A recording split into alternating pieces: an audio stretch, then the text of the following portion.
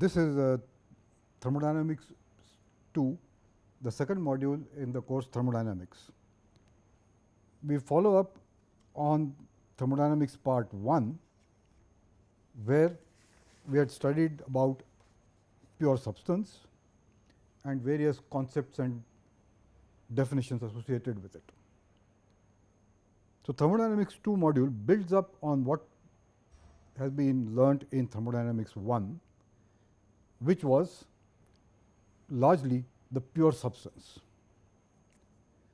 By pure substance, we meant that this had only a single component, single type of a molecule.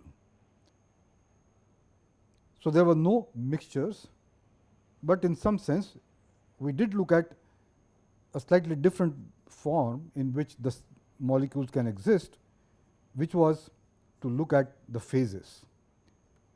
So, we came across the solid phase, the liquid phase and the vapor phase, and we looked at systems where each one of them existed by themselves, and also we looked at systems where two of these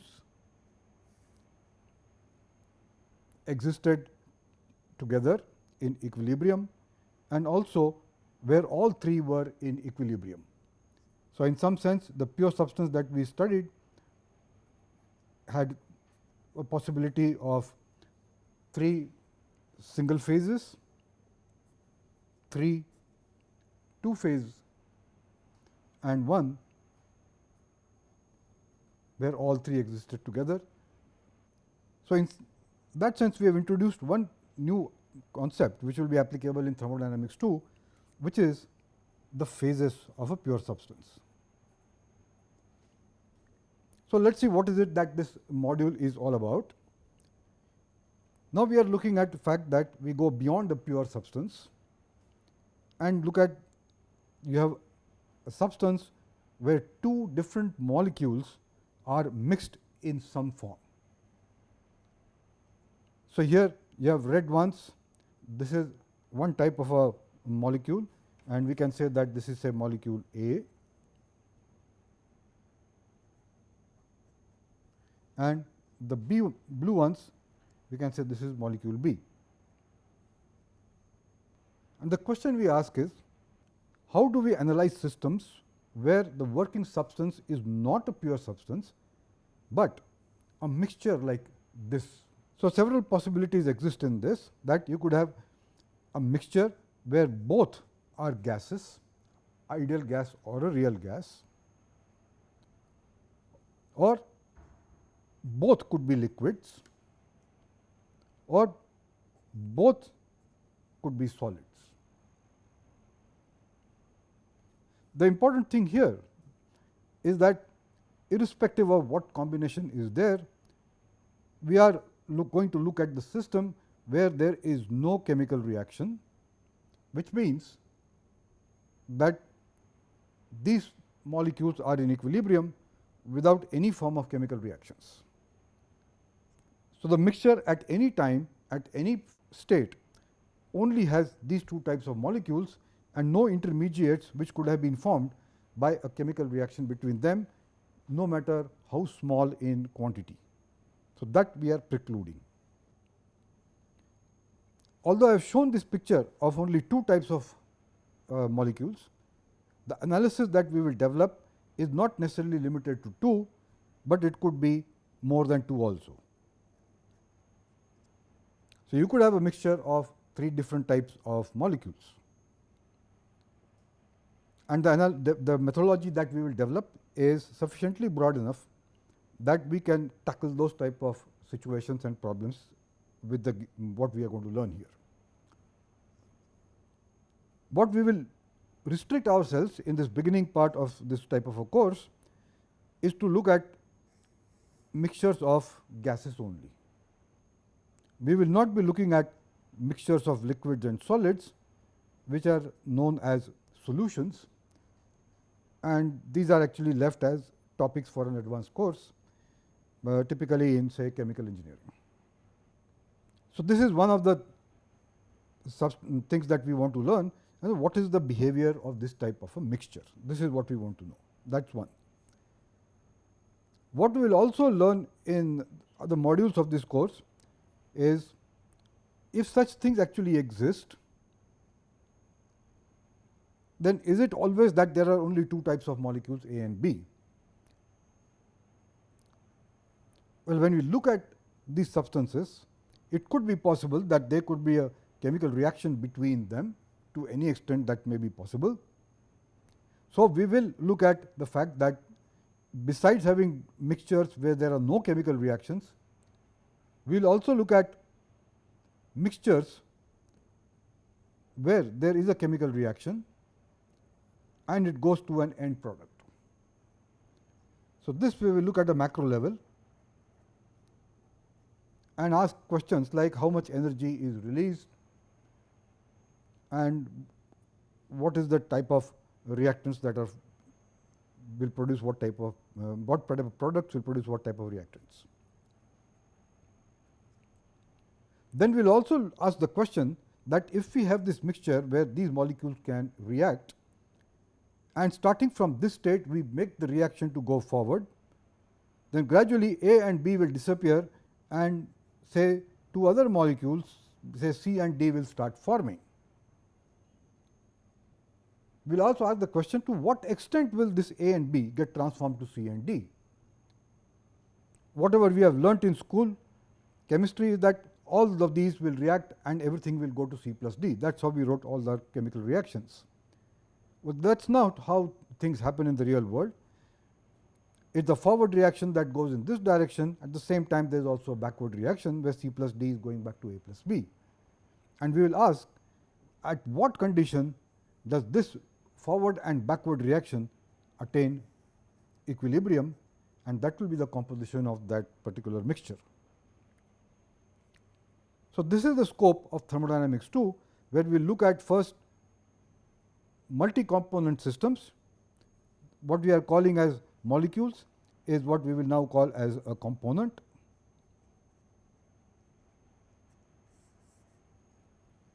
And we will first look at multi-component systems and how we can get their behavior and their properties. That is part 1, which we will do now. We will follow this up with one special case of two component systems, which is air and water, particularly in the context of air conditioning.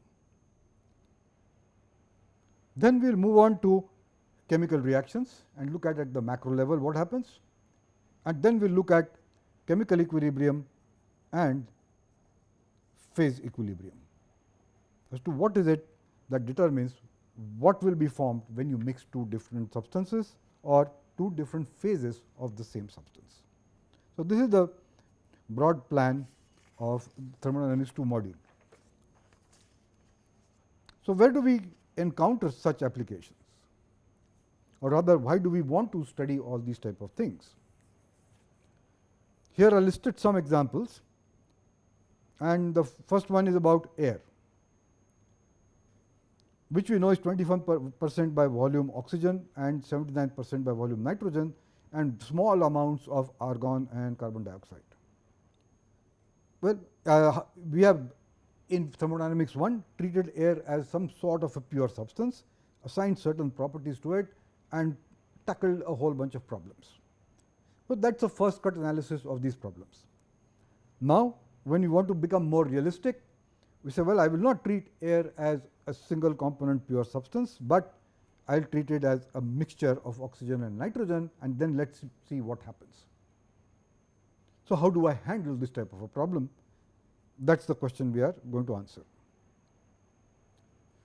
Another example is if you have vapor of a fuel, say in this particular case octane, or it could be anything, it could be natural gas, say methane, and it could be with an oxidizer pure oxygen or with an oxidizer which is air, oxygen plus nitrogen. Then we ask the question that if I have these two, this sort of a mixture, and if I do nothing, will it react? What will be the equilibrium composition in that case? And then suppose we do initiate chemical reaction, it begins to react, and what is it that we will get in the end, at the macro level how much energy will be released, that is an important thing we want to know, and at the micro level we will ask, what was the chemical equilibrium that will get produced, and what is the species that are going to be formed, not just the carbon dioxide and H2O that we know will come, but also because the energy released, the reaction between oxygen and nitrogen, and how much of say nitrous oxides will be formed. So, that is the theory of that is what we also want to look at. A third application is pictured here, where you have say water in a glass or surface of ocean or a lake on which there is air which may be dry or which may have some air, some water vapor in it. And the question we are asking is, what is happening at the interface here, where on one side we have liquid water and this side you have air. How much of water vapor will go in this direction, and what will be the composition of air, and to what extent will air go into the water, and what will be the composition of that one. We would like to know at this point only we restrict ourselves to the equilibrium behavior of such a phenomena. Applications of this are like drying of a fabric or a cloth. If it is wet and we are letting it dry in air, the moisture or H2O molecules in the material, they are going out mixing with the air, and then that way this fabric would get dried up. Another application here is I pictured a say a vessel containing cold substance. Cold, I mean maybe 5 degrees, 4 degrees, or even containing a mixture of ice and water sitting in ambient air. And we all know that if the air is humid, which means it has got a lot of moisture in it, then the water begins to condense on the outside of this vessel and begins to fall down. So, the question that we would like to ask is, when you take moist air and cool it or heat it, what happens to it? What are the properties of this air as it undergoes say heating and cooling processes? So, all of this leads to an important application of thermodynamics, which is related to comfort, which is particularly thermal comfort, and this is called psychrometry.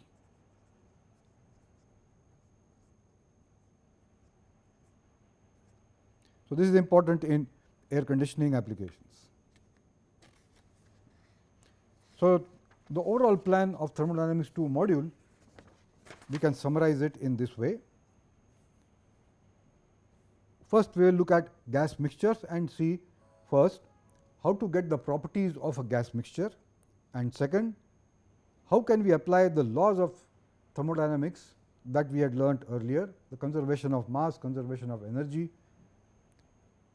and the second law to a system in which there is heat transfer, work transfer, but the working substance is a mixture. So, we will develop the equations for that. This is module 1 of thermodynamics 2. In module 2, we will look at air water mixtures, which is a special class of gas mixtures, and in both these cases we are looking at a mixture that is non-reacting.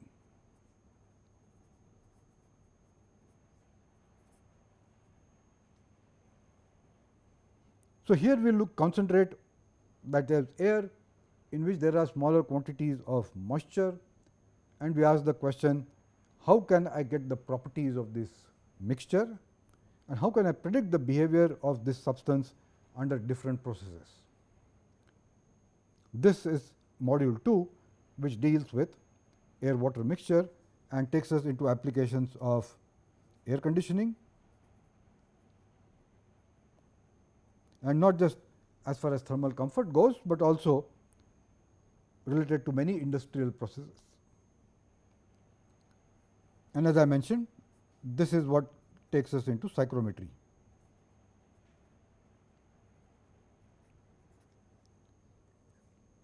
So, we will study the fundamentals of what happens here and see what is the format in which one can analyze such systems. So, that is the second module. In the third module, we will look at reacting systems. So, we will be looking at what we may call the thermodynamics of reacting systems.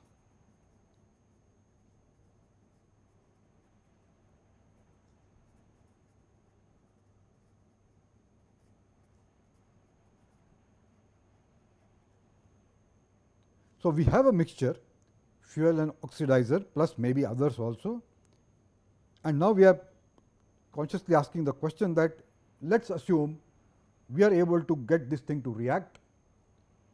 At the end, when all the reaction is over and an equilibrium has been reached, what is the relation between the energy generated by the reaction and heat and work transfer from the system?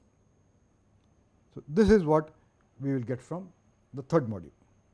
In the fourth module, we will ask the question, what is it that determines the equilibrium condition of either just a group of molecules as in chemical equilibrium, or and if they are all in the same phase, or if some of them are in say a liquid phase or a solid phase, then what will be the criteria for phase. So, we are looking at two things: phase equilibrium, the simplest case of which is what we have learnt for a pure substance.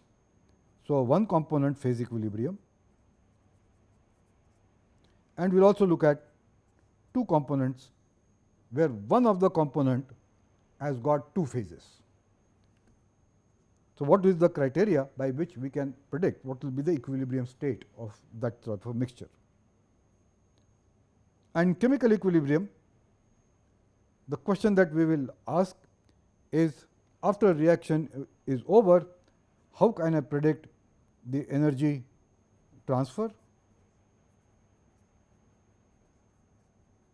and to some extent the composition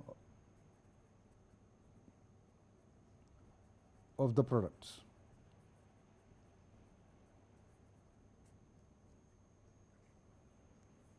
That is the fourth module of thermodynamics 2. So, we will now begin with our study of gas mixtures.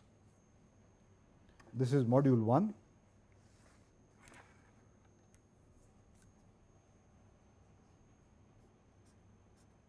Of the second part of thermodynamics.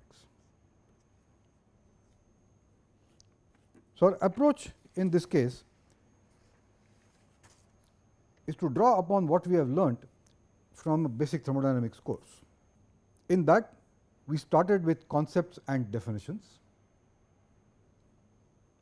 and it was all these concepts and definitions that enabled us to make a system, look at its laws, analyze those. So, that led us to the laws of thermodynamics, the zeroth, first and the second law of thermodynamics, and also we looked at conservation of mass. Both these aspects were absolutely general in nature and not restricted to any particular system or any particular working substance. We will draw upon these in what we are going to look at now for mixtures. What was different in thermodynamics 1 was that we took these things to a special class of problems where the working substance was a pure substance, which means one component. But we did not limit ourselves to only one phase. We looked at 1, 2 and 3 phase mixtures.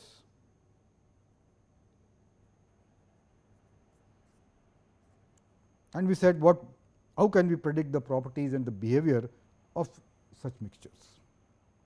So, what we do now is we will draw upon both these parts from thermodynamics 1 and have exactly the same meaning and everything from concepts and definitions, and expand that where the working substance is not a pure substance, but a mixture. So, in the discussion, I will not rederive any of these concepts. I expect that they have been studied well enough and we are applying them in the proper way in solving the problems that we are looking at. So, here is the big difference that is coming up now. First, in part 1 we had a pure substance. Now, we are looking at mixtures, but in mixtures we had one component with 2 or 3 phases, which was essentially this part essentially is the same as what we did in part 1. What we are now going to look at is systems with 2 or more components, with and without either all are in one phase or one or more are in 2 phases. So, we will start with the simplest one, which is to look at a gas-gas mixture, and we are not going to be looking at they are both gases or maybe even more gases are there if they are 3 component systems, but they all are in a single phase, which is the vapor phase. So, we will restrict our discussion and we will now go into depth into asking questions about a gas-gas mixture or more than 2 component gas mixtures. We will not be looking at liquid-liquid mixtures and solid-solid mixtures, or even combinations of that, liquid plus gas. These are known as solutions, and those are very different mode of tackling. And so, we will not go into the details of this.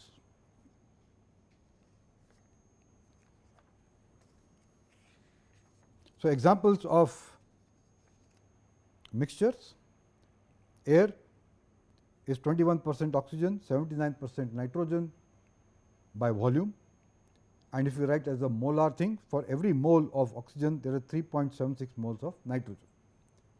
And if this air has nothing else, say there is no H2O in it, we call it dry air. Then there is moist air, where we have this air, which we call it say dry air,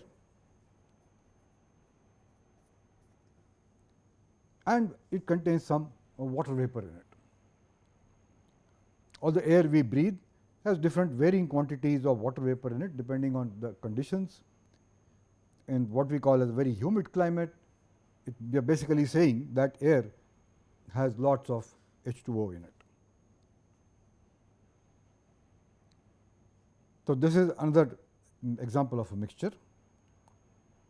It is this type of air which is reacted with a fuel in any combustion application. It could be an IC engine or an aircraft engine, or like a domestic burner on which cooking is done. So, we are looking at now air, maybe dry air, maybe moist air, in which we have got a fuel being mixed like natural gas or vapor of any other fuel like say butane, C4H10 or anything else. And this mixture, we want to know what is the property of this mixture. At this point, we will not ask the question, well, what happens when it is ignited or if it burns. That is out of our purview. Another example of a mixture would be say paint or some other material which has been applied with a solvent, and that is drying in air. So, if we have a surface on which there is some material has been put here, and what we are saying is that there are some molecules in this which have gotten out into the air, and that is the drying process. And we ask the question, well, what is the property of this type of a mixture? What drives the process like this falls in an entirely different type of a subject, and it is not considered here. An example where more than one molecules exist together is petroleum cracking, where when crude oil is cracked, it produces a whole bunch of a mixture of whole bunch of gases like CH4, C2H6 and so many more things. So, there are some lighter hydrocarbons, medium, and then there will be heavier hydrocarbons C8, H18, C10, H22 and so on. So, that is a multi-component mixture, and we are very interested in that because we want to know how can we use knowledge of thermodynamics to separate them. So, that we have LPG coming primarily as butane, something else coming out as what we call gasoline or petrol, somewhere we get diesel, kerosene, all of that. So, that is a very large number of components, all of which are at that point happen to be in the vapor phase, and so we can look at mixtures. So, we are looking at here is mixtures of gases.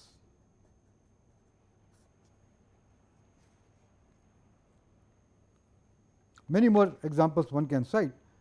I have given here just a flavor for why we are learning this type of a subject.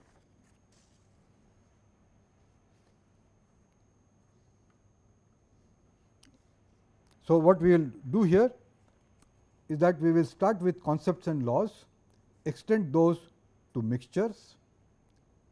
We will add some more concepts in this particular discussion. We will get to see how to get properties of mixtures and then applications.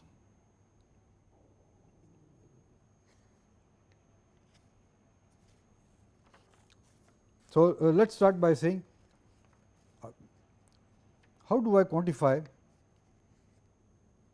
a mixture, and we say the state of a mixture will be done as in the case of a pure substance by its properties.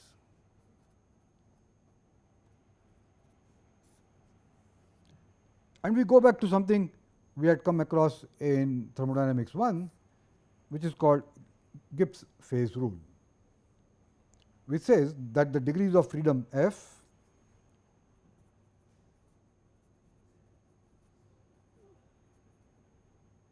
or independent variables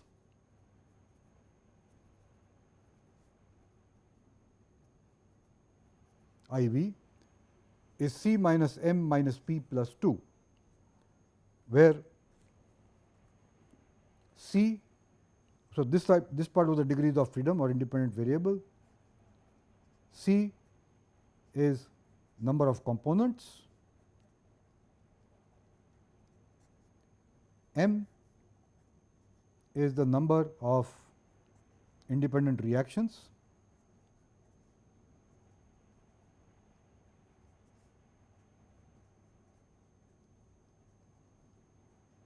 and P is the number of phases.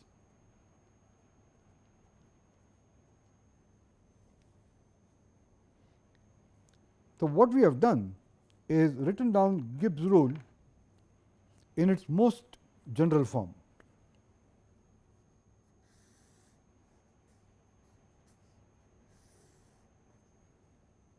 Which includes multi-components, multi-phase and also reactions. So, let us look at what we have already learnt, and what this thing tells us is that when we were studying a pure substance,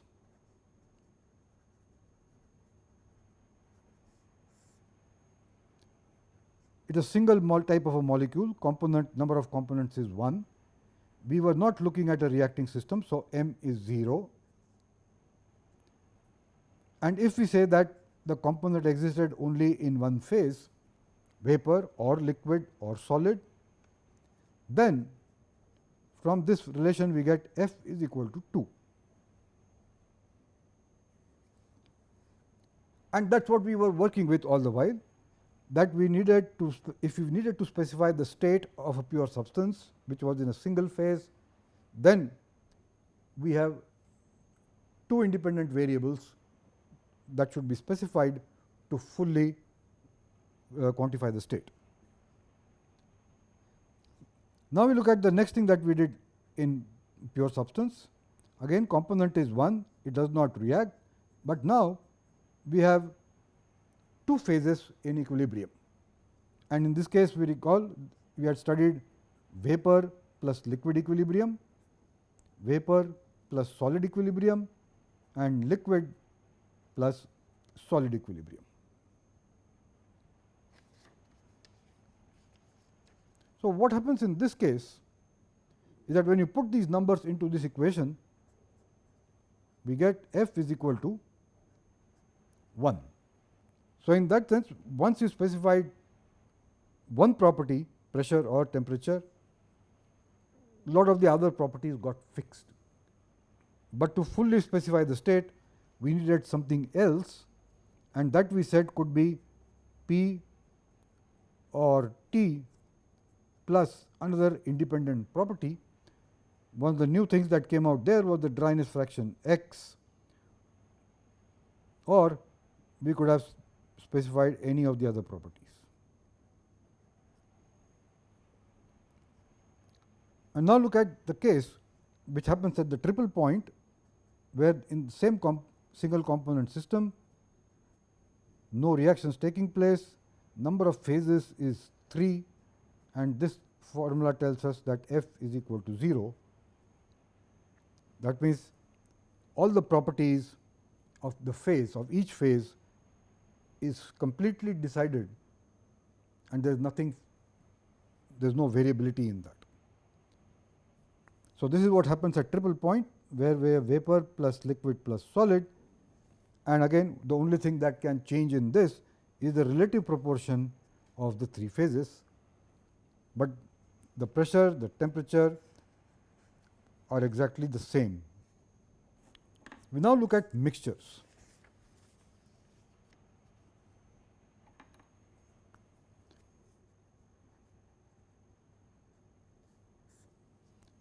And as before, to begin with, we will again say that we are going to restricting ourselves to a non-reacting system.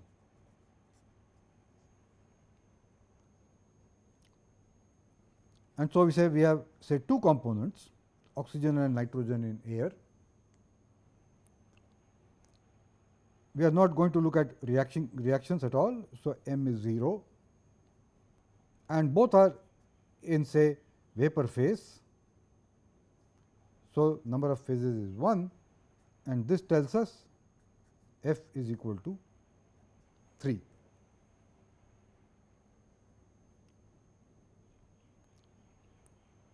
So, we have 3 degrees of freedom. That means you need to specify at least, you have to specify 3 properties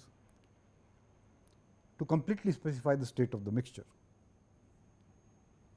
Now, if C is 2, again no reactions, M equal to 0,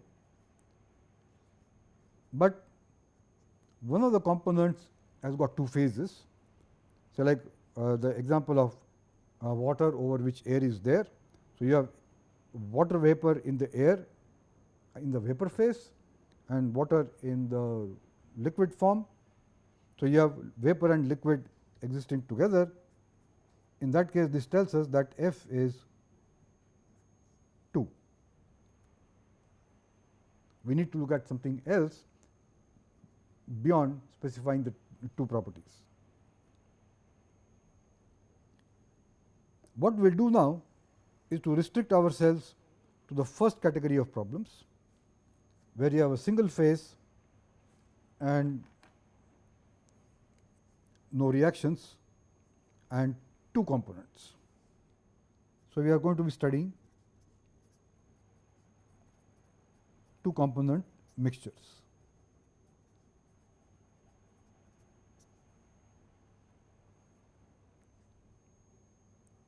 And one can argue that the simplest thing to look at could be that we have one component which is an ideal gas, and so is the other one.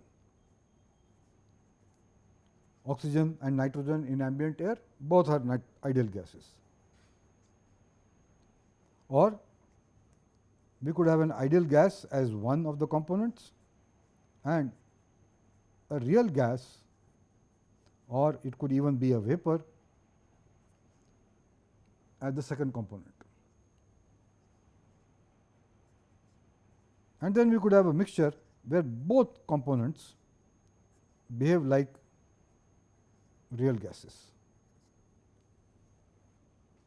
We have done this simply because analysis of ideal gases, as we have learnt in the part 1 of the course, is relatively easy to tackle, but of course limited by the fact that the substance has got to be a pure in the ideal gas condition. So, although we are going to be looking at this, what we will be doing though is that the method that we will start putting together now will be sufficiently general in nature that it can be looked at for 2 component mixtures, 3, 4, 5, anything. So, in that sense, what we will learn here is good for 3 or more component mixtures.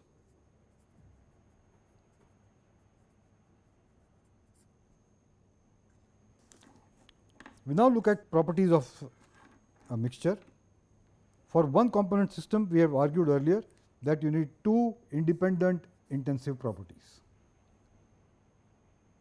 So, it is not necessary that it has to be T and P, it could be U and V, it could be U and H, it could be H and S, any combination is fine. The state is fully defined. For 2 component mixtures,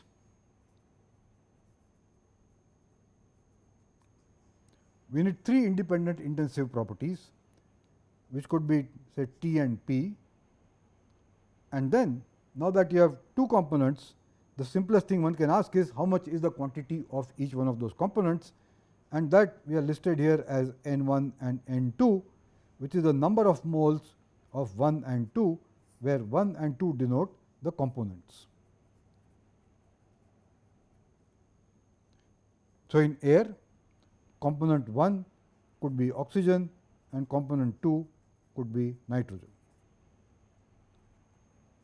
So, instead of giving values of both, we can give the ratio of in some form, and that will make the property and the state completely defined, and some ratio of say N1 over N1 plus N2.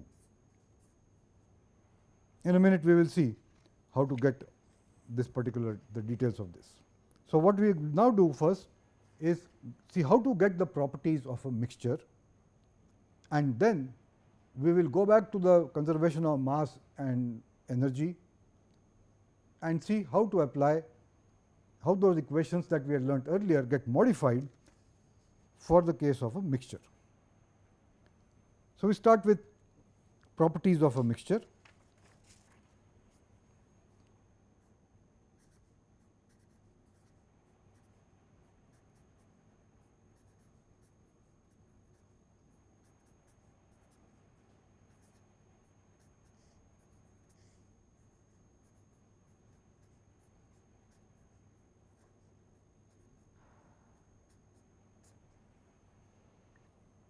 So, properties means like what we have looked at an ideal gas.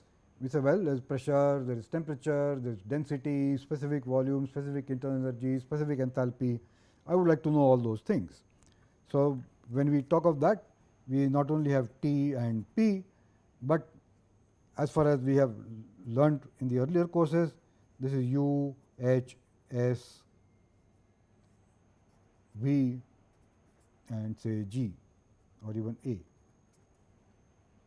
Gibbs function, the Helmholtz function. So, how do we get these for a mixture? And to get that, we begin by asking what is the mixture composed of? What does the mixture contain? So, that is the question we are asking, and so the first question that we need to settle is how to quantify and specify exactly the composition of a mixture. Then we have 2 options here. One is the gravimetric analysis, and second, which we will look at, is the molar analysis. So, what we are saying is we have a mixture of all these components. I am depicting here only a 2 component mixture, but need not be the case.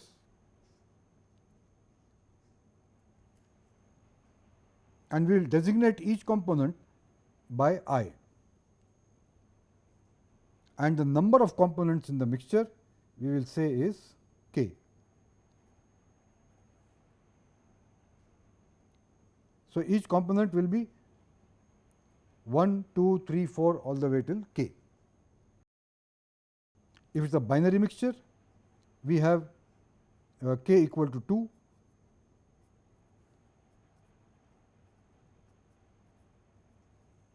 and so the components will be I is equal to 1 or I is equal to 2.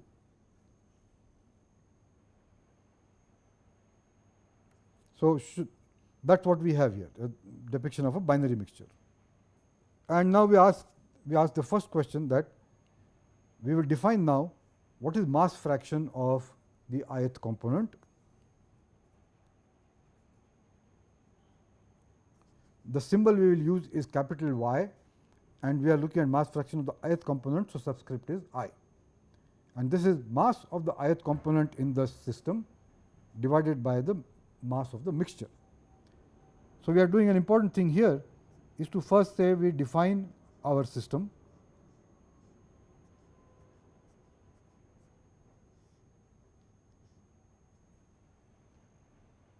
and whatever is contained in it, this is our mixture, and we will denote it in all our properties by the subscript mix, mix, mixture. So, there is some molecules of the first component, some of the second component, and the mass fraction will be that in this system what is the mass of the ith component divided by the total mass of the mixture, and that is the mass fraction of the ith component y I. So, mixture mass is nothing but sum of the mass of the individual components, m 1 plus m 2 plus all the way till m k, or as a summation it is m I equal to 1 to k. And so, if we just put these two together, we come up with a simple relation that summation of y I is equal to 1. So, that is the sum of the mass fractions of individual components in a mixture is unity.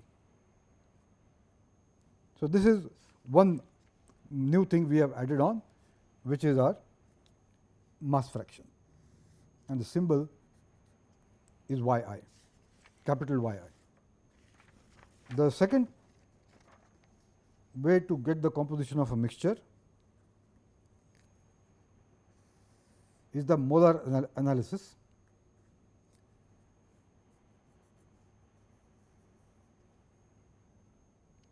And here, instead of defining it as a ratio of masses, we say that in that same system, molar fraction of component I, which is denoted now by a lowercase y, small y I, as number of moles of the ith component divided by the number of moles in the mixture.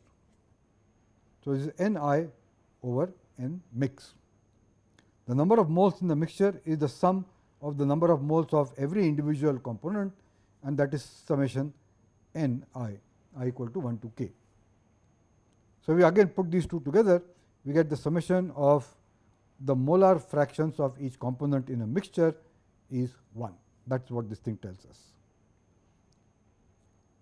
Now, just to recap what we know from school chemistry days, mass in kilograms is number of moles, mole number,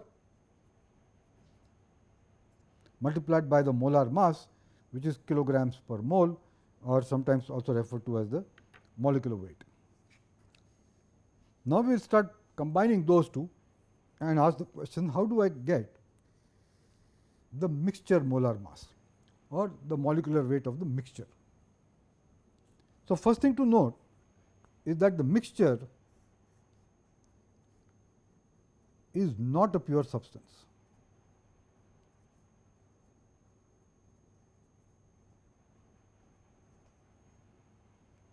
So, when we talk of the molar mass of a mixture, it is some sort of a ambiguous term. So, we qualify that and say we will not call it the molar mass of the mixture, but prefix it with by saying that this is the apparent or the average molar mass of the mixture.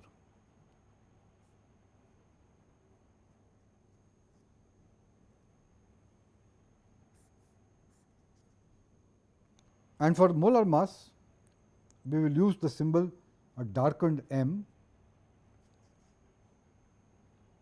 and put the necessary subscripts depending on whose molar mass we are looking at. So, molar mass of the mixture is mass of the mixture divided by number of moles in the mixture, which is summation of the mass of the individual components divided by the total number of moles in the mixture. And if we simplify it, we come with this thing that the summation of Ni over N mix multiplied by the molar mass of the ith component Mi, which is nothing but summation of molar fraction Y and the molar mass of the ith component. The product of this is summed up for all the components to give the mixture molar mass.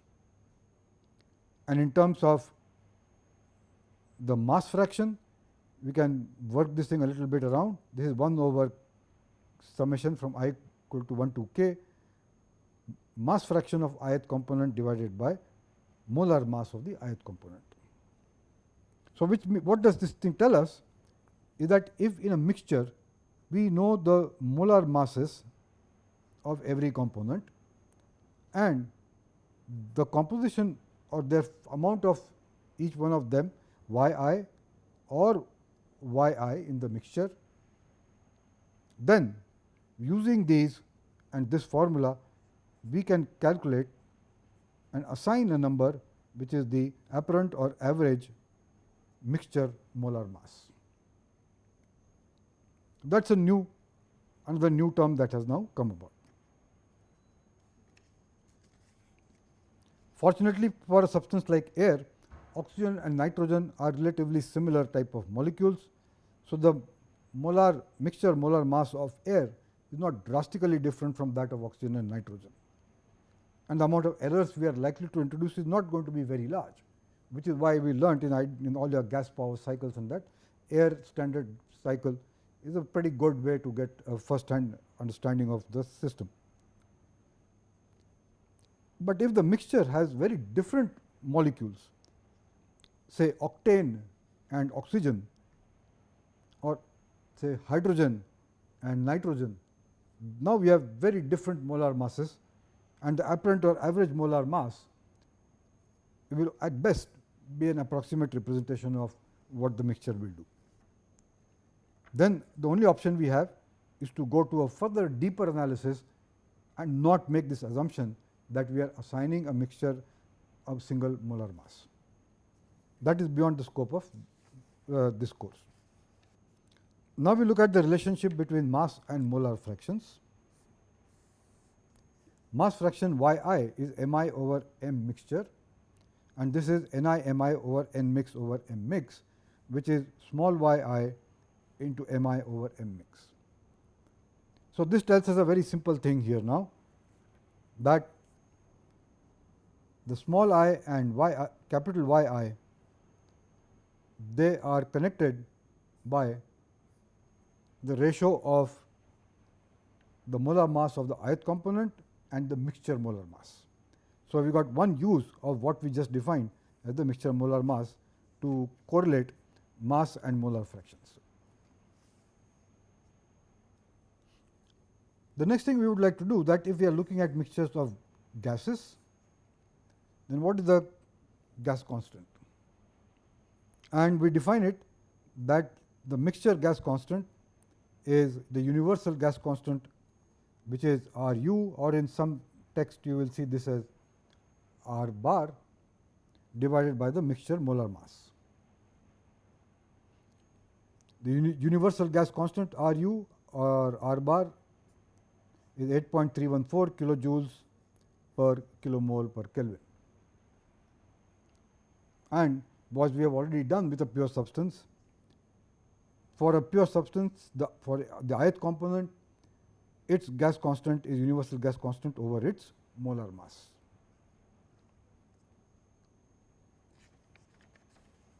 So, this gives us yet another term, which is the gas constant of the mixture. The next property we will look at is density or the specific volume of a mixture.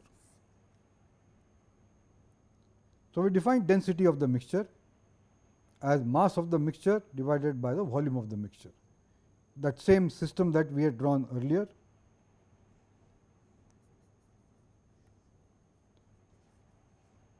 This was a system whose volume is now V mix, and the mass of all the components inside this is M mix. And like the definition of density, the ratio of this is the density of the mixture. The mixture mass we can write down in this way, and if you open it up, we can say that this is summation of rho I equal to 1 to k. So, what we have basically done is summed up M1 over V mix plus like that for every other component. The important thing here is that this formula is applicable only when we say that the density of the mixture of the ith component is the density if it were to occupy the entire volume of the mixture all by itself. That means, if you remove all the other species from this volume, only the ith species remains there, then that mass of the ith species M I or M 1 divided by the total volume which the mixture was occupying, this is defined as the rho 1. This is an important point to remember. It will come back again and again later on also. Then we can also do V mix, which is the specific volume of the mixture, which is 1 upon rho mix, which is equal to 1 upon summation V I to the power minus 1, and the same way we can work out that from the V I, which is 1 upon rho I, we can sum up in this way to get the specific volume of the mixture. So, we will summarize this part of the lecture by saying that we have developed a whole bunch of basic properties of a mixture by defining what is the mass of the mixture, the volume of the mixture, the mass fraction, the new term we developed, the molar fraction, mixture molar mass,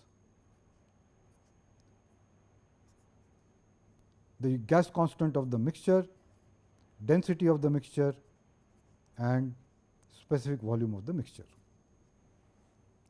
So, we have developed the basic things that we require for the next part of the development, which is how can we develop the PVT relation and get all the other properties which will complete our discussion of mixture properties. So, in the next lecture, we will extend what we have learnt here to get the PVT relation and see how properties and property changes will happen. So, we will conclude this module here. Thank you.